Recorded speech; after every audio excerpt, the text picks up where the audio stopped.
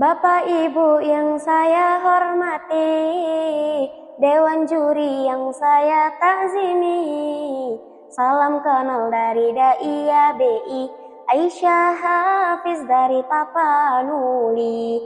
Assalamualaikum warahmatullahi wabarakatuh.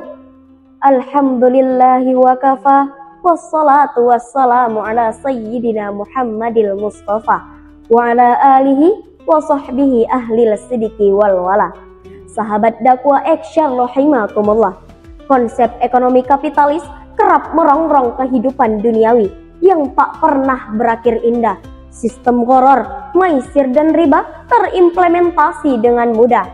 Berbagai praktik tak mencerminkan pencapaian hidup yang penuh berkah, menghilangkan nilai kemanusiaan demi profit semata, dengan hanya mengejar angka yang menghasilkan uang tanpa adanya usaha.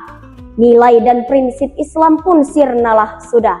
Maka dari itu, Ana Aisyah Hafiz akan menyampaikan tausiah yang bertemakan penerapan nilai-nilai dan prinsip ekonomi dalam kehidupan sehari-hari.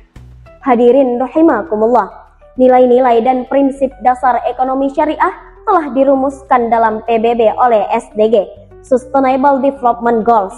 Nilai ekonomi Islam terbagi menjadi 4 poin utama. Yang pertama, kepemilikan. Menurut Afzalur Rahman, sejatinya manusia hanya memiliki hak pengelolaan atas titipan Allah, bukan kepemilikan mutlak. Manusia sebagai pemegang amanah untuk menjalankan perekonomian syariah sesuai Al-Quran dan Sunnah. Sebagaimana Allah Subhanahu wa Ta'ala berfirman dalam Quran Surah Al-Baqarah ayat 285 yang berbunyi, Bismillahirrahmanirrahim. Lillahi ma fis samawati wa ma fil ard. Wa in tubdu ma fi anfusikum aw tukhfuhu yuhasibukum bihillah. Fayaghfiru liman yasha wa yu'adzibu man yasha. Wallahu ala kulli syai'in qadir. Yang artinya, milik Allah lah apa yang ada di langit dan apa yang ada di bumi. Jika kamu menyatakan apa yang ada di dalam hatimu atau menyembunyikannya, niscaya Allah akan memperhitungkannya bagimu. Allah akan mengampuni setiap orang yang Dia kehendaki dan mengazab siapapun yang Dia kehendaki. Allah Maha Luas atas segala sesuatu. Menurut tafsir Al-Wajiz, Allah telah mengetahui itu semua dan meminta pertanggungjawaban manusia, sebab kekuasaannya yang meliputi seluruh jagat raya. Banyak harta hanyalah titipan Allah Subhanahu wa Ta'ala. Rumah yang megah, mobil Innova, mobil Avanza, atau Xenia, atau Kalia, sejatinya hanyalah titipan Allah Subhanahu wa Ta'ala. Yang kedua, berusaha dengan berkeadilan. Bukan hanya persoalan mengejar keuntungan material, tetapi juga menjunjung tinggi etika Islam untuk menciptakan kemaslahatan, keseimbangan dan keadilan. Rasulullah sallallahu alaihi wasallam bersabda, At-taziru saduqul aminu ma'an nabiyyina was-siddiqina wasyahada. Pedagang yang jujur dan terpercaya akan bersama para nabi, orang-orang siddiq dan orang-orang yang terpercaya. Hadis riwayat Tirmizi.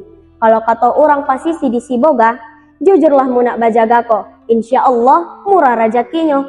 Tapi kalau kata orang Batak, tutu mahamu marjual atau mololomo rohani debata, gabe parsaulian ma'ai. Jujurlah kalian berjualan, insya Allah murah rezekinya.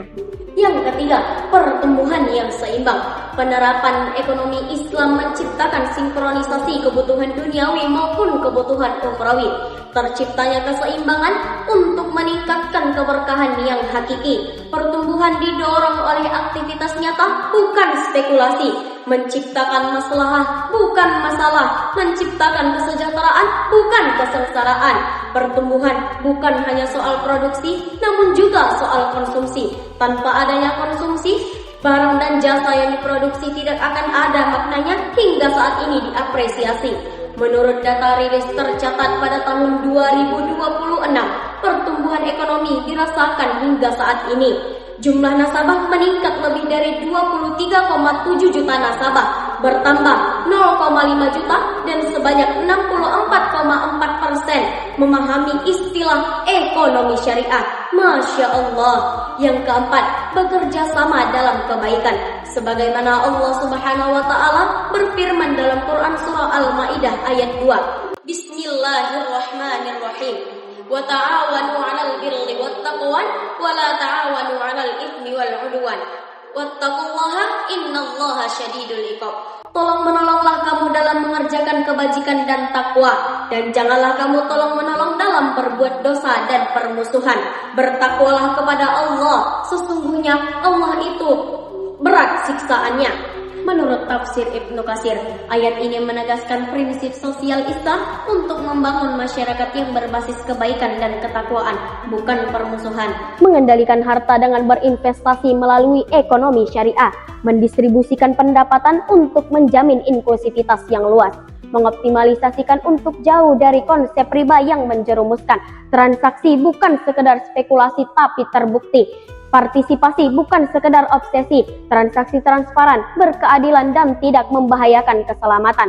Ingat, tidak zalim dan mengandung zat haram. Pada akhirnya ditarik kesimpulan, perekonomian membutuhkan zakat untuk memempah harta tanpa adanya kendala riba, menciptakan perniagaan yang optimal dan bermanfaat untuk perekonomian. Sama halnya dengan manusia yang membutuhkan jantung untuk memompa darah dan mengalirkannya secara optimal tanpa terkendala. Akhirnya, Ais akan menutupnya dengan sebuah lagu. Pandang pertama, lihat BI ada lomba. Ais lihat tanpa ada buang muka. Ais pun siap daftarkan lomba, siap ikut event Sumatera, insya Allah mendapat juara. Seru-seru setelan hidup baru, ayo katakan BI nomor 1.